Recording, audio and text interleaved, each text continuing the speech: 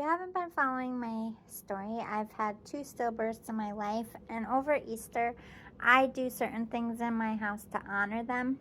And over the years, I have collected quite a few ways of honoring them.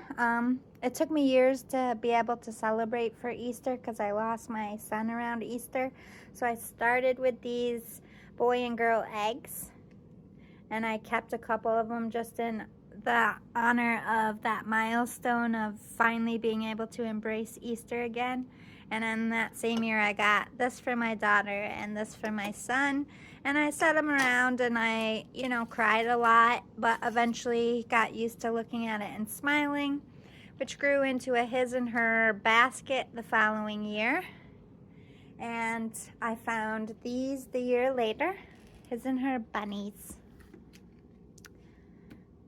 These are all rather recent, but these were also in the beginning as well, his and her bunnies. Everything else has been, basically last year I did an overhaul and this year. So I got this for my daughter and this for my son, and I just hang them around, and in my mind I think of them.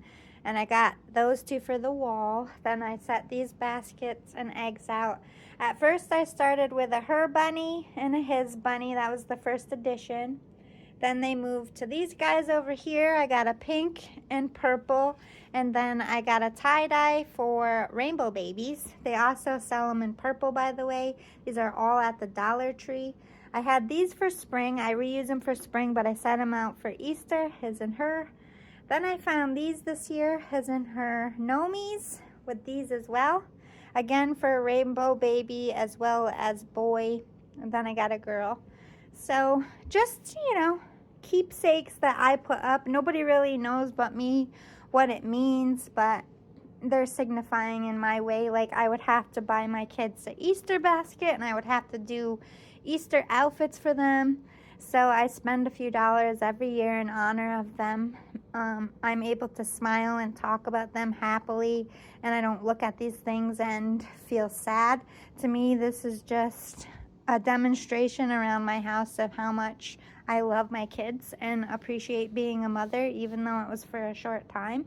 It's still a gift, and I just wanted to share because I feel like this was very helpful with my healing and learning to embrace the holiday. So if you lost someone, it doesn't have to be a child. If you lost someone around the holiday and the holiday just becomes depressing and too much, this is how I proactively fought against it. I found a way to work within the holiday to honor my deceased and find a way to grieve in my own way. I couldn't do this at first. I couldn't have a bunny around. Every time I would see a bunny, I'd get sad. But I could tolerate an egg. You know what I mean? And I was like, I feel like I'm doing something for my kids for Easter. And it made me feel like I could do something about it. And it grew. And it's probably going to grow every year. But, I decorate every season. I go nuts. You know what I mean? This is just one room. And a lot of it is for people that I love, and my kids especially, that even though people forget that just because we had stillbirths and you don't physically see us being a mom every day, we are a mom, and we still need to proactively do something for our kids on the holiday. And I feel like this is a nice way to do it. And every year you don't have to grow with it like this. Eventually I'm going to cut it off and be like, all right, I got too much pink and blue shit, you know what I mean? I'll have to do something else. Maybe I'll plant something. But for now, this is working, and it helps me embrace the holiday. And Dollar Tree, I got all this stuff at Dollar Tree. They're going to come out with new stuff every year. Like they did this version one year. Now this is a new version. So they're always coming out with stuff because they know that Easter is a kid thing, and you want to hang this in your kid's room or your son's room. So I just look at it that way. I'm like, oh, it makes me think of my kids. And then, I think a lot of healing and stillbirth death is imagining what they would look like. Like my son would be 13 this year.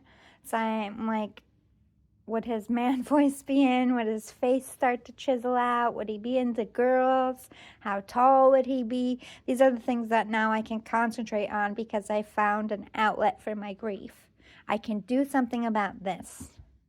I can't do anything about my kids being taken from me or anyone in general being taken from me, but I can control on how I honor them and how I embrace the holiday. Start slow with an egg. You know what I mean? Or whatever the holiday is. Start with a candy cane.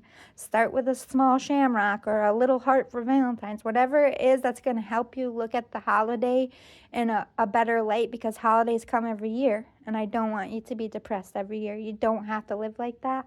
Find a source. If this doesn't work for you, investigate your own way. But there is a way out there, and it's not always just, therapy. Sometimes it's being proactive with finding an outlet in a way you can control, because a lot of grieving is feeling out of control. And to get that control back, you have a say in your grief. Anyway, I love you guys. I appreciate you so much. I'm sorry if you're grieving. Thank you for all the support through all of these years. If you've been with me, I have been a fucking tsunami of emotions, and I've been through a lot, but every day I stand back up, and nobody's fucking perfect. Don't strive to be perfect. Perfection doesn't exist. I can't say it. Not even God is perfect. I think he designed flaws in his own self just for that effect of perfection isn't beauty. Beauty is imperfection and learning to embrace it and overcoming hardships. Some of the best people in history or the best characters in your book are very troubled people who learn to live with that trouble. Rewrite your story, and the only way that helps you get up every day with a dang smile on your face, that's what I support. This is like Patch Adams therapy. Retail shopping that you can afford at the Dollar Tree. Love you guys. Bye.